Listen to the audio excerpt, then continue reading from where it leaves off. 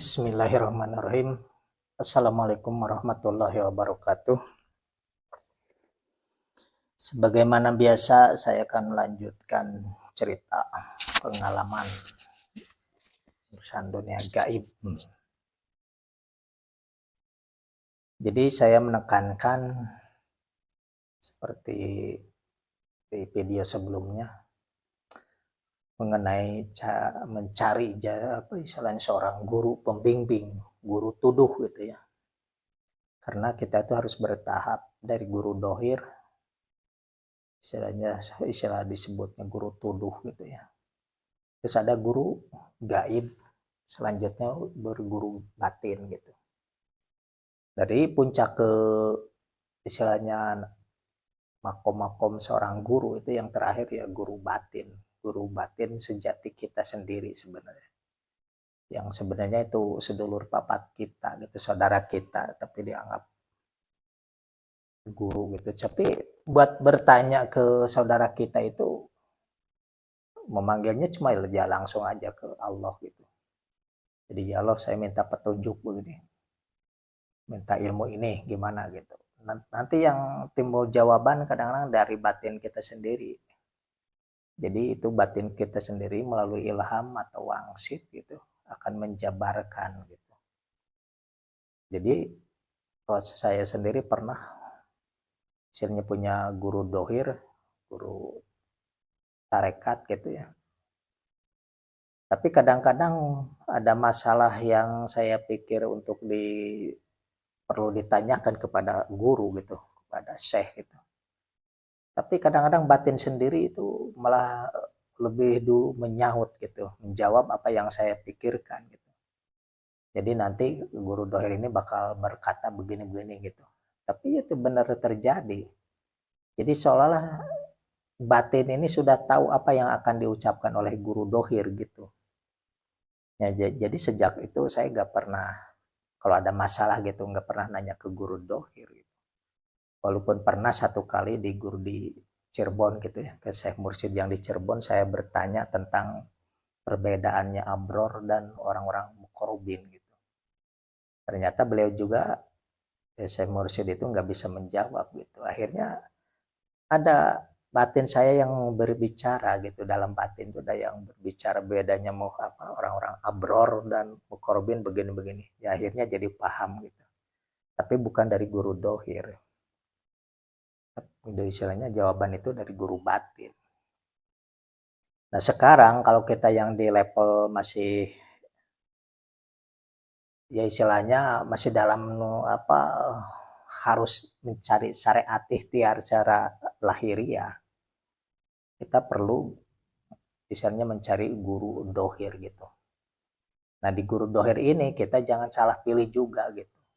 Jadi cari guru yang mengantarkan kita untuk mendapatkan keridhaan Allah gitu. Jangan sampai kita punya guru pembimbing justru yang menjerumuskan rohani kita, batin kita gitu. Karena saya ya pengalaman juga nih ya. Di tahun 2002 awal saya ngelakon. 2002 awal itu istilahnya saya itu tirakat lah di Galunggung. Tapi ada seorang juru kunci yang bimbing, harus ada syarat begini-begini gitu kata beliau itu. Jadi saya turutin kebiasaan juru kunci itu dalam istilahnya merekeskan gitu ya. Harus ada syarat seperti buah-buahan 7 macam, terus apa air yang 7 macam juga, seperti kopi pahit, kopi manis, teh pahit, teh manis, itu justru saya pahamnya di sejak itu gitu. Jadi pemahaman beliau bahwa harus ada sesaji lah, sajen gitu untuk menembus ke, kalau itu juru kunci itu bilangnya ke si aki gitu. Yang ternyata yang dimaksud si aki ini ya bangsa gaib gitu, yang harus dikasih sajen karena permintaannya seperti itu katanya gitu. Tapi saya juga sering menyelidik gitu ya, sebenarnya buah-buahan yang 7 macam itu kalau yang udah disajikan jadi sajen gitu, dibuang apa gimana, ternyata ya tetap dimakan, ujung-ujungnya dimakan sama jeruk kunci dan anak-anaknya juga, karena udah tua sih kan, jeruk kuncinya udah sepuh, anaknya juga udah sepantaran saya gitu, jadi pada suka ikut gitu. Nah, kadang-kadang buah-buahan yang telah misalnya dalam tawasul, dalam rekes gitu, udah disuguhkan gitu misalnya, yang katanya buat gaib. Mungkin 1 jam kemudian buah-buahan yang misalnya 7 macam itu kan, 1 orang 7 macam kali 30 orang berapa? Apel bisa 30 biji kalau apelnya satu-satu gitu per orangnya kan, apel satu, buah pir satu, anggur, ada lengkeng, pokoknya buah-buahan 7 macam aja gitu. Coba kalau 1 orangnya 1 biji gitu, kali 30 kan itu udah 30 biji istilahnya anggurnya, 30 rangkai, buah apelnya, buah pirnya 30 biji. Kalau di kilo berapa kilo? Jadi ada modusnya juga, mungkin motifnya ke situ. Cuma kadang-kadang ada yang lebihnya dari itu gitu, bukan sekedar cuma air sama buah-buahan. Dalam ini ada potong kambing gitu, yang harus seolah-olah itu syarat untuk menembuskan ke karuhun gitu. Seolah minta apa, pesugihan, tapi harus ada. Itu kalau yang mungkin udah 7 kali motong kambing, dia tuh soal harus ningkatkan gitu, motong sapi gitu. Katanya itu kata juru kunci gitu. Tapi kalau buat saya sendiri mungkin yang paling kecil itu pernah motong ayam gitu. Jadi tiap kliwon tuh harus potong ayam, ayam jantan gitu. Coba bayangkan dari yang 65 mungkin itu yang satu, mungkin yang apa, yang berbarengan, jadi waktu itu ada 60 orang lebih. Kali ayam jantan 1 orang 1 ekor. Udah berapa puluh ekor tiap bulan, tiap kliwon. Bisnis juga di situ. Tapi akhirnya suatu saat pernah terjadi, ya agak ramai karena bisa disebutkan dukun, ya juru kunci itu berbuat cabul gitu ke pasien yang perempuan gitu. Akhirnya saya tuh kan timbul marah karena semua orang tuh udah pada tahu, jadi timbul kemarahan. Akhirnya saya tuh mengusulkan ke Eyang yang di Galunggung untuk menghancurkan gitu kekuatannya, ilmunya. Karena saya lihat tuh ada yang sampai mungkin ya 12 tahun dari pertama ngikut sampai harus potong kambing segala macam, syarat-syarat sudah dipenuhi. Istilahnya keinginan dia tuh nggak pernah di-ACC lah istilahnya, nggak ada buktinya. Tapi orang ini terus aja percaya gitu. Nah di situ kepercayaan ini ternyata ada gitu kan, kekuatan dibantu sama gaib gitu ya, gaib yang dibilang si Aki itu, yang udah ada perjanjian ya sama juru kunci itu untuk menarik pasien, walaupun nggak berhasil istilahnya tetap aja banyak orang yang percaya gitu seolah bisa menembuskan, pada banyak pasien yang gagal gitu istilahnya, nggak pernah terbukti sampai 12 tahun itu. Ada yang baru, termasuk saya kan baru berapa kali ikut, tapi kita udah ngebaca gitu berapa kali ikut, mungkin sampai 7 kali lah ikut kliwonan di tempat dia terus ke kawah gitu. Jadi kadang-kadang yang bareng ke kawah itu satu rombongan minimal tuh 30 orang dari keseluruhan yang lebih dari 60 lah, yang ada waktu sempat untuk ke kawah gitu kan. Di kawah itu 3 hari, pasti 3 hari 3 malam. Nah di situ suka ada potong kambing itu, numbal kurban kurban buat seba gitu kan, potong hewan gitu. Nah sudah istilahnya waktu terjadi ke sergapnya, ternyata ada perbuatan cabul gitu. Akhirnya timbul pada marah gitu, termasuk saya mengajukan ke sepuh Galunggung itu untuk mencabut kekuatan pamornya segala macam.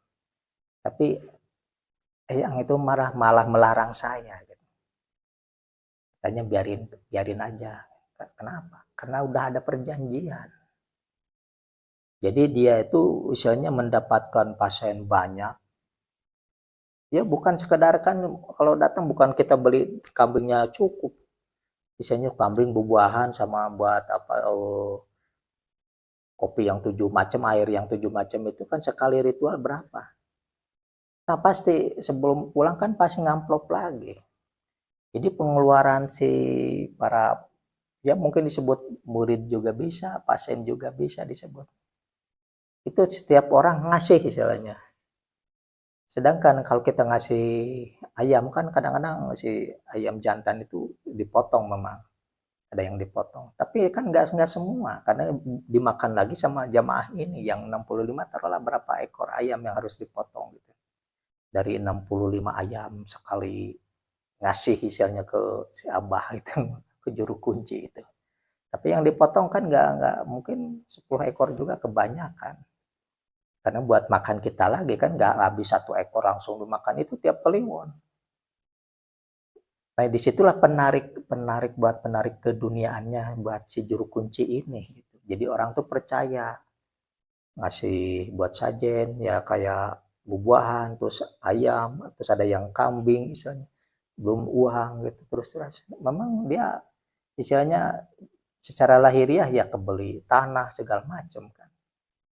Jadi dia tuh ada perjanjian dengan gaib dengan cara seperti itu.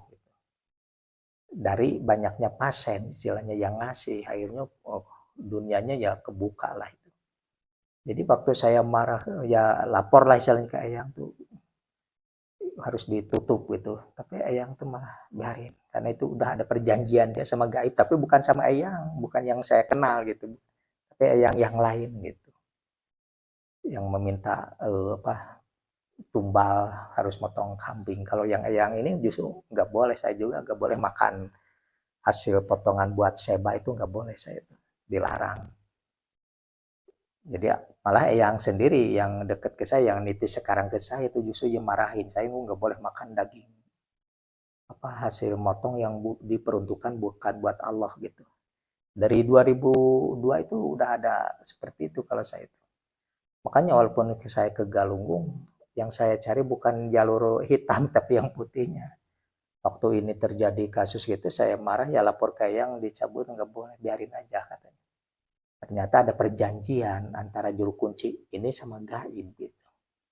Jadi dia tuh mencari kekayaannya dengan banyaknya pasien, banyaknya misalnya murid gitu. Jadi kalau pernah ngobrol juga sama pasien yang lain gitu. Katanya kalau dia itu niat mau ke Galunggung, mau naik gitu, pasti aja ada rezekinya. Kalau niat memotong kambing misalnya, dia tuh pasti ada buat beli domba gitu kan, bukan kambing si domba kan. Jadi buat domba itu ada buat belinya, buat ngasih ke si abahnya ada, buat buah-buahan, buat ini misalnya, buat bekal selama di sana 3 hari 3 malam ada aja. Kalau niatnya buat itu pasti jadi seolah si rezekinya dia tuh ada. Cuma si rezeki itu buat diniatkan untuk ngasih ke abah buat syarat gitu. Kalau selebihnya yang dia cita-citakan kan saya pernah ngobrol sama orang yang udah 6 tahun ikut gitu. Dan saya udah dapat apa? Boro-boro katanya. Emang sebelum ke sini mau apa ya, pengennya usaha tuh lancar, maju biar kebeli tanah, sawah katanya. Udah 6 tahun ikut, udah kebuktian boro-boro nggak pernah katanya. Tapi kalau niat mau ngasih ke si abah itu jadi jualannya istilahnya niatnya hari ini mau mau kliwonan ke si abah gitu. Langsung rame dia itu dagangannya jualan tuh rame. Udah ngumpul duit kan harus beli domba istilahnya. Ya buat itu mah ada. Buat ngasih ke si abah ada, tapi buat sendirinya nggak ada. Kadang-kadang seperti itu yang gitu.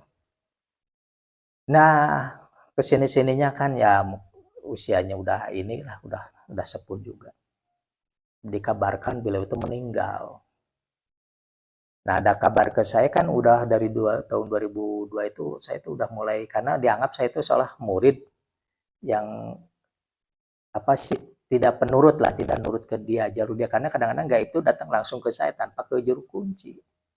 Ya akhirnya saya kan udah seneng aja gitu langsung, ternyata bahwa kesininya baru tahu 2006 baru ketahuan bahwa ternyata saya itu udah ada cikal bakal titisan dari sana gitu, nggak perlu juru kunci sebenarnya, cuma kita ikut ke kuncen itu pengen tahu tata caranya kalau ke Galunggung ini harus ada apa aja. Ternyata kalau beliau tuh harus ada syarat-syarat gitu, sajen seperti itu. Sampai cuma gak sempat misalnya motong kambing kalau saya itu. Cuma kalau ekah pernah, ekah di kampung sendiri. Nah itu yang nah dikabarkan setelah ada 3 minggu mungkin ada murid yang lain kan pas ketemu ngasih kabar bahwa Abah telah meninggal, juru kunci itu telah meninggal. Cuma di kampung heboh, di kampungnya heboh. Kenapa sih Abah tuh sering penampakan gitu. Jadi bukannya seorang gitu, misalnya kalau di gardu ronda yang lihat tuh bukan satu orang, hampir semuanya yang nongkrong itu lihat si Abah. Bener-bener itu. Oh kalau gitu mah secara eh, apa perjalanan yang saya ketahui kan kalau ada penampakan seperti arwah gitu ya, berarti masih di alam barzah. Kalau ini berarti belum.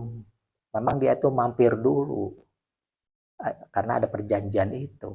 Itu yang bahayanya gitu tuh. Kalau kita nggak tahu gitu ya, punya guru pembimbing akhirnya di ada persekutuan yang kita sendiri nggak menyadari bahwa ada persekutuan dengan gaib. Karena kita berdoa kan nggak langsung dihadapin sama gaib gitu. Cuma batin kita yang bicara bahwa kalau dibantu begini saya siap, eh, yang misalnya punya nazar gitu. Nah itu pasti ditagih istilahnya. Memang selama waktu bareng sama saya juga waktu tahun 2002 itu, ya kalau Abah itu suka ngomong, ah Abah mah ntar juga balik ke sini katanya. Jadi selalu itu diucapkan. Jadi dia katakan meninggal ternyata sebenarnya belum. Cuma ada yang jemput, kata-kata tetangganya hebohnya kayak gitu. Jadi ada yang jemput gitu. Jadi dia tuh mampir dulu ke alam kajian. Jadi banyak orang yang lihat itu selama sebulan lebih. Terus si teman ini ada yang ya udah tahu lah perjalanan saya. Kasihan si Abah, tolong bantu gitu. Biar gimana lah istilahnya disempurnain bagaimana gitu. Minta istilahnya minta bantu saya. Tapi saya males karena saya udah tahu waktu dulu juga yang nitis ke saya itu misalnya nggak boleh ikut campur biarin aja karena dia itu punya perjanjian sendiri soal kayak gitu. Ternyata perjanjian itu mungkin dia itu mau berikan kekayaan melalui banyaknya pasien, biarin saya juga pulang ke situ. Itu yang bahaya sebenarnya ucapan kayak gitu. Walaupun dianggapnya kayak bercanda ya, itu bahaya kalau nggak menguasai ilmunya. Pas benar-benar kita punya kekuatan, kemasuran, kekayaan, karena ada perewangan ya pasti kita itu nggak nyangka ada yang jemputnya, nggak nyangka dari makhluk dunia lain. Seperti ayo bah ayo, oh ya udah ayo ikut. Dikira kendaraan mobil naik kan biasa di kan muridnya banyak dari mana-mana kan, daerah-daerah luar kabupaten juga banyak pokoknya. Ya bisa saja kan gaib merupakan apa menampakkan seperti kendaraan mobil istilahnya. Bah ada keperluan ayo ikut ke sono ya udah ikut. Tak tahunya dibawanya ke dunia lain, nggak pulang-pulang lagi. Karena itu heboh banyak penampakan selama di kampungnya bukan cuma sekampung tuh. Sampai murid-murid yang luar daerah apa luar kecamatan juga ada yang didatangi katanya. Ya itulah ngerinya kalau kita itu ada persekutuan gitu. Nah yang sekarang yang bahayanya kalau misalnya kita nggak menyadari bahwa kita bersekutu gitu dengan makhluk bangsa jin, bangsa gaib gitu. Yang memang yang model kayak gini sekarang udah jadi tahu gitu ya. Kalau ada seseorang atau sepuh, kalau di ritualnya harus seolah ada sajen gitu ya. Pasti itu dia dia menyuguhi orang seorang aki atau abah apalah eyang itu yang manusia tapi yang tinggalnya di alam Jabarut itu. jadi alam siluman gitu. Kalau ritualnya selalu kayak gitu itu udah pasti. Ibaratnya kalau kita lagi tawasulan, padahal selalu saja ada gitu. Mana rokoknya? Nggak serutu istilahnya, rokok serutu gitu. Ada yang kayak gitu lagi tawasulan, ada yang meminta gitu. Akhirnya harus ada. Jadi rokok 7 macam, makanan 7 macam, minuman 7 macam, jajanan pasar gitu. Kadang-kadang sekali ada yang ke sistem kayak gitu. Ternyata setelah ke sini-sini tahu gitu. Jadi kita cari yang jangan yang ritualnya pakai kayak gituan gitu. Yang langsung tawasul ke Allah kayak orang tarekat sih masih mending. Daripada orang ahli hikmah, itu kan ahli hikmah bisa jadi masuknya ke paranormal gitu. Kalau ada sesaji itu. Mungkin di kebanyakan justru adat budayanya pasti kan seperti itu. Kalau dulu mau panen padi aja kan suka ada ya istilahnya suguhan dulu, saji dulu gitu ke penguasa atau Dewi Pakdi istilahnya. Ada setahu saya sekarang gitu.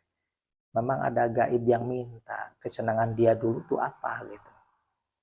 Minta rokok, minta kopi gitu. Minta makanan kesukaan dia dulu gitu kan. Ternyata itu bangsa siluman yang minta gitu. Nah kalau kita udah tahu gitu ada ini siapa suka pakai saji enggak gitu, kalau enggak berarti ya dianggap ini juga.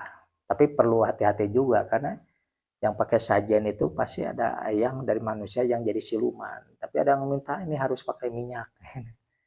Nah kebanyakan minyak itu kan bangsa jin yang mintanya, hodam juga gitu. Kalau ini buat dipakai sendiri ya gak apa-apa. Karena kalau saya juga sering nyaratin orang istilahnya buat asihan, ya udah mana sini minyaknya, minyaknya yang dia pakai gitu, bukan minyak yang buat jin saya gitu, ibaratnya kalau saya punya jin, karena saya gak punya. Jadi saya minta tuh kayak body atau minyak wangi, parfum itu yang dia pakai buat, jadi si doa kekuatan asihan diisikan ke mau ke hand body, ke parfum, ke minyak rambut kan bisa diisi gitu. Yang buat yang biasa dia pakai gitu, orang yang perlu gitu. Jadi kalau saya juga suka memakai minyak, iya minyak yang buat dipakai sendiri gitu. Bukan minyak yang diperuntukkan untuk bangsa jin seperti ada kan ponibas salwa gitu, keseringan orang-orang spiritual tuh ponibas salwa ini itu kan level buat bangsa jin gitu. Nah kalau sajian seperti makanan segala macam seperti jajanan kita itu para yang siluman lah istilahnya, tapi hidupnya di alam kekajinan. Tapi memang di alam, kalau saya bilang alam Jabar itu di bawah alam malakut, tapi ada yang berpaham bahwa alam Jabar itu di atas gitu.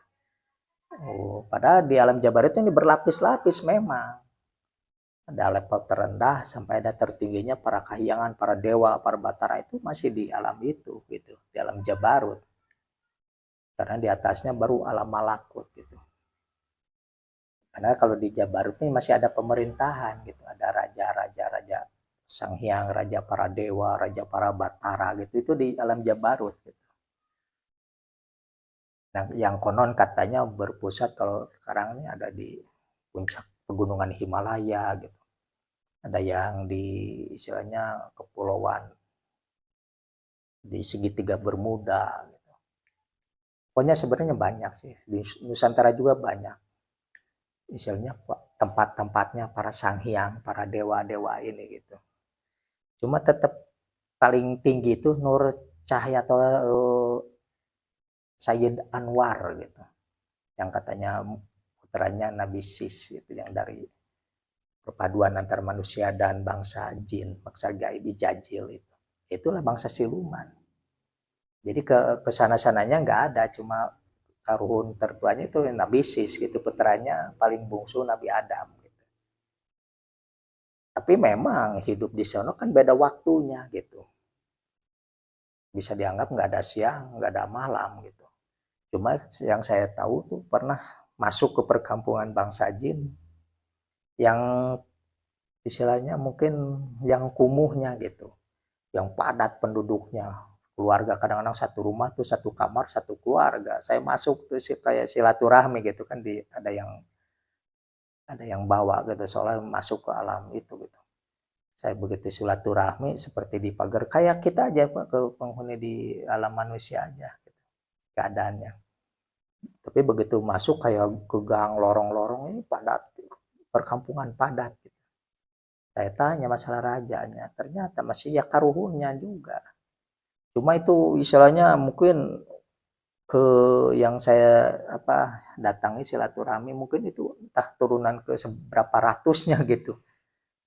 Jadi ibaratnya kalau dari Adam Hawa sekarang aja udah miliar gitu ya. Dia bangsa jin juga sama dari suami istri ini bisa jutaan satu koloninya gitu pada nenek buyutnya masih ada gitu.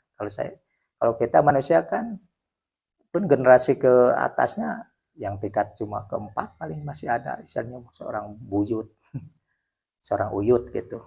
Kalau ke atasnya lagi udah nggak ada, udah pada meninggal. Kalau bangsa gaib masih ada itu dari zaman sebelum Nabi Adam juga masih ada karuhunnya. Itu yang jadi rajanya itu. Nah ini pasti menyebar. Jadi ke tiap negara, ke benua mana aja ini yang satu rumpun tadinya tuh menyebar. Ya tetap rajanya ke sono nginduknya gitu. Ke karuhunnya dia gitu. Ibaratnya dulu tuh kakek buyutnya punya saudara 7, berarti yang 7 ini kan punya keluarga lagi sampai ratusan juta istilahnya. Satu rumpunnya itu. Bisa tinggal di berbagai negara, benua juga itu. Nah kita ini jangan coba-coba gitu. Karena masuk ke alam sana, seolah di dohirnya dikatakan meninggal, padahal ke sana tuh belum. Kita itu cuma hijrah beda tempat, beda alam. Masih melanjutkan kegiatan kita. Yang mending jadi penguasa, pembesar, karena istilahnya keilmuan kita di dunianya istilahnya tingkat kiai, karena ada ulama juga yang di sana gitu, yang perjanjian itu banyak yang kejebak sebenarnya. Jangankan orang awam, ini orang yang berilmu juga masih kejebak gitu. Yang mendawamkan saipi, hijib itu kejebak. Mengandalkan hikmah. Makanya itu kalau saya ngajarkan tauhid yang benar aja ke Allah gitu. Walaupun kita harus mempelajari hikmah ya, doa-doa, hijib-hijib saipi. Ujungnya langsung batin kita harus bersandarnya ke Allah. Jangan ke kalimah keajian itu. Takutnya gitu tergelincir kita tuh kalau kita tuh bersandarkan ke itu gitu, ke hikmah. Karena di ajian-ajian ini ke hikmah ini pasti ada hodam lagi yang keluar dari situ, yang menampakkan seperti berjubah seperti syekh ngaku malaikat bisa juga. Itu yang ngaku-ngakunya ini malaikat pencabut nyawa istilahnya. Pernah saya ketemu orang yang ahli kejawen gitu ya, katanya dia tuh ditakuti orang. Kenapa? Orang saya titisan Ijroil katanya. Jadi orang gaib juga pada takut karena dianya Ijroil. Ada yang kayak gitu. Seolah padahal tiap orang memang diikuti oleh Ijroil di luar, bukan titisan gitu. Karena yang malaikat yang 10 itu pelayan buat kita. Cuma tugasnya masing-masing, yang 10 tugasnya itu gitu. Jadi saya tekankan ya, jangan sampai kita punya pembimbing yang tujuannya ke Allah, malah dibawa dulu mampir gitu. Karena kehidupan di mampir itu masih berabad-abad lagi lamanya. Ratusan tahun kita akan hidup di situ. Dengan kesadaran seperti ini. Begitu pindah ke sana, kalau kita mending saya jadi pejabat istilahnya. Kita bisa ketemu sama orang-orang yang dulu pernah ngehikmah juga yang masuk ke sana, pasti kenal gitu, pada kenal gitu. Yang dulu ini karuhun dulu yang telah meninggal katanya kok ada di sini gitu. Bisa seperti itu ketemu. Bisa ketemu seperti itu. Kadang-kadang karena ikatan, karena terah gitu ya, istilahnya bahwa saya punya cucu, saya bantu, maka kayaknya jadi pendamping, jadi hodam pendamping. Tapi ujung-ujungnya kamu udah dibantu, ayo ikut aki gitu. Akhirnya ikutnya bukan ke alam kubur, ke alam Jabarut itu mampir dulu, akhirnya kerja lagi di sono, punya kegiatan lagi. Jadi istirahatnya nanti aja, mungkin kalau udah waktunya kiamat. udah pada makhluk semuanya meninggal, wafat kan pasti pada meninggal kan, termasuk malaikat. Itu masuknya ke dalam kubur, istirahat. Nah, istirahatnya di situ. Berapa lama nggak tahu, berapa lama istirahat di situ. Kalau istilahnya orang yang masuk ke alam Jabarut dulu jadi siluman istilahnya karena perjanjian tadi. Kita istirahatnya nih nanti aja mungkin setelah waktunya hari kiamat. Masuk pada hancur gitu kan alam Jabarut, alam Nasut. Ini langit semuanya pada hancur. Jagat raya ini semua kita hancur. Karena tadinya dari satu bongkahan, sekarang aja beratus miliar galaksi. Nanti kalau kiamat kubro itu semuanya bakal kembali. Jadi nggak ada bintang, planet, galaksi. Kalau nanti udah kiamat kubro mah semuanya cuma satu. Langit juga nggak ada. Kita tuh udah ada di alam sana, gitu, di alam akhirat. Nah itu mungkin buat penegasan kalau dari saya itu. Cari guru pembimbing yang membimbing kita. Jangan sampai karena keburu hawa nafsu. Karena kenapa? Kalau kita melakukan pemujaan, pesugihan, kan pesugihan itu yang saya katakan dari video sebelumnya itu bermacam-macam gitu. Dampaknya tergantung kitanya gitu. Apa mau cuma dilihat saja kayanya, apa dinikmati, tapi dengan berbagai caranya gitu,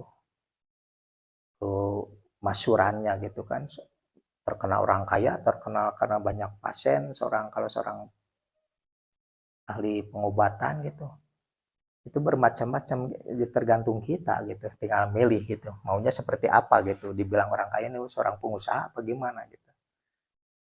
Tapi ya itu tadi, setiap ada perjanjian dengan gaib gitu, disadari ataupun tidak, kita akan kembali ke sana gitu, mampir dulu di sana.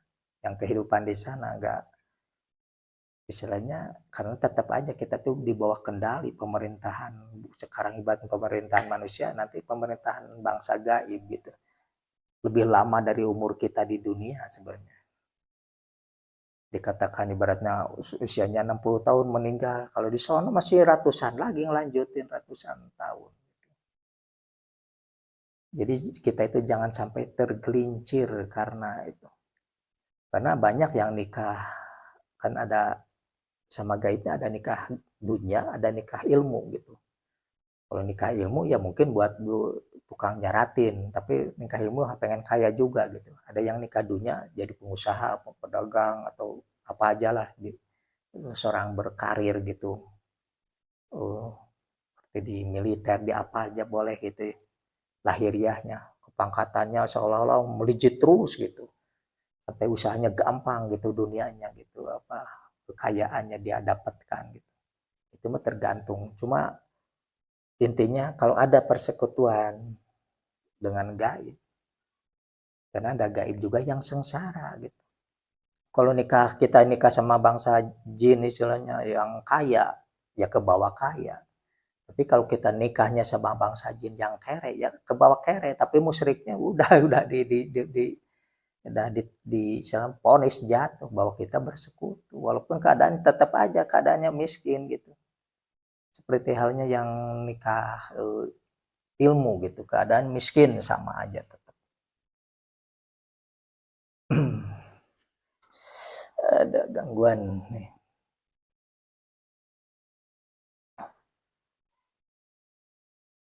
Jadi nggak mesti seorang yang nikah dunia atau nikah ilmu atau nikah dengan bangsa gaib itu ada yang terbukti kaya gitu, tidak juga.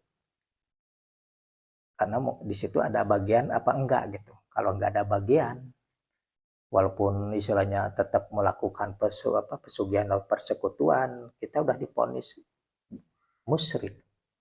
Tapi kekayaannya nggak didapatkan, nggak didapetin gitu. Itu yang lebih celaka lagi gitu.